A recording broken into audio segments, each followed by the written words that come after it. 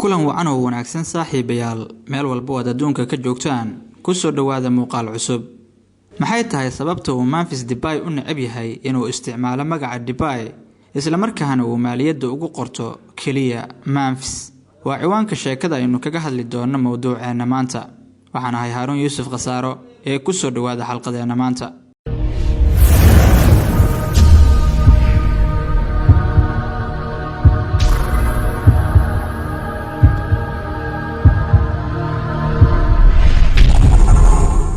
kooxda kubadda cagta Barcelona ayaa si rasmi ah ugu dhawaaqday saxiixa xidiga weerarka ka ciyaara ee Memphis Depay kaasoo bilaash kaga soo dhaqaaqaya naadiga Lyon. balse muuqaalkeena maanta waxaanu kaga hadli doonaa isla markaana ku sharixi doonaa sababta uu u neceb yahay in loogu yeero Depay ama uusan magacaas maaliyadiisa ugu qoran maadaama uu adeegsado kaliya magaca Memphis. weeraryahanka xulka qaranka Netherlands ayaa sanadkii 2012 go'aansaday in uu dhabarka maaliyadiisa ku qorto magaca Memphis oo qura isla markaana uu iska fogeeyo inuu dhabarka ku sito magaca qoyska uu ka soo jeedo ee reer Depay. inta aanan guda gelin qisada xidiga reer Holland iyo sababta uu isaga diiday in loogu yeero Depay, fadlan subscribe saar oo ku soo biir barteena YouTube-ka, sidoo kalena furo gambaleelka digniinta si wixii cusub ee aan soo gudbino ay durba ku soo gaaraan. waxaan sidoo kale ka codsanaynaa in muuqaalkan aad like inoo saarto. mahadsanid.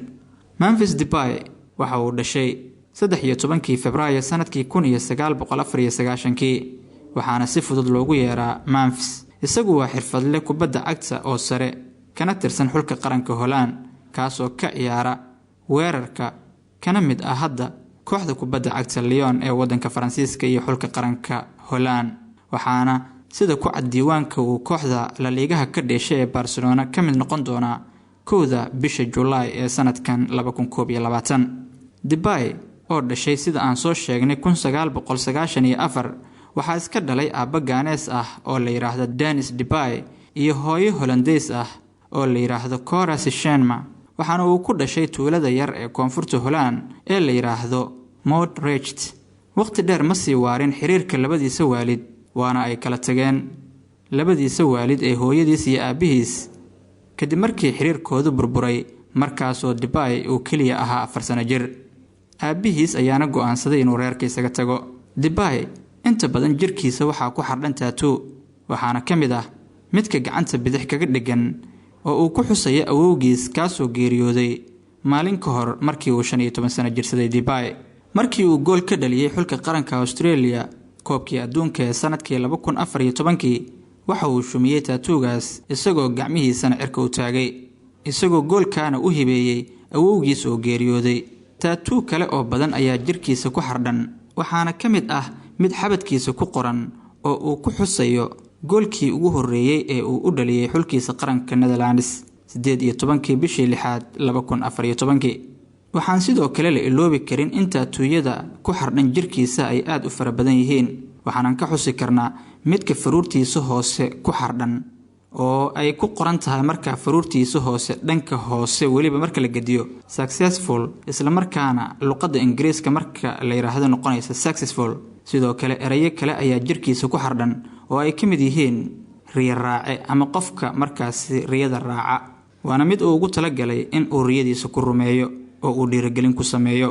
bishii June ee sanadkii 2017 waxa uu barihiisa xiriirka bulshada ee dhinaca internetka ciyaaryahan Depay ku soo bandhigay in ay u doonan tahay ama ay u alkuman tahay gabadha la yiraahdo Lori Harvey, taasoo ah gabadha ugu yar ee uu dhalay barnaamij soo saaraha ka shaqeeya telefishinka America ee la yiraahdo Steve Harvey. kadibna waxaa dib laga ogaaday inay kala tageen oo xiriirka gabadha uu dhalay Steve Harvey ee la yiraahdo Lori Harvey iyo Depay ay kala dhaqaaqeen oo xiriirkooda burburay. bishii Abriil ee sanadkii 2020 Depay waxaa lagu dhaleeceeyay in uu ku xadgudbay xayawaano, iyadoo dhowr hay'adood oo u dooda xuquuqda xayawaanku ay markaasi ku dhaleeceeyeen sawirro liito oo la soo galay xidigan xayawaano markaa lagu xanaaneynayay magaalada Dubai halkaasoo ciyaaryahanku dalxiis ku tagay. Depay ayaana ka jawaabay eedeymaha uga timid hay'adaha u dhaqdhaqaaqa xuquuqda xayawaanka, waxaana jawaabtiisu ay ahayd libaaxyadu xitaa waa xayawaan duurjoog ah.